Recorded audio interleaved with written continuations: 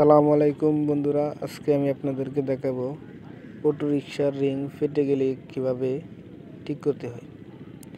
বর্তমানে একটি রিং পরিবর্তন করতে অনেক টাকার প্রয়োজন হয়। আপনারা রিংটি যদি ভালোভাবে ওয়েল্ডিং করাতে পারেন তাহলে অনেক দিন পর্যন্ত ব্যবহার করতে পারেন। যদি এইভাবে আপনার রিংটিকে কাজ করিয়ে নেন তাহলে অল্প টাকায় অনেক দিন পর্যন্ত ব্যবহার করতে পারবেন। ভিডিওটি যদি শেষ পর্যন্ত দেখেন তাহলে আশা করি অনেক উপকৃত হবেন।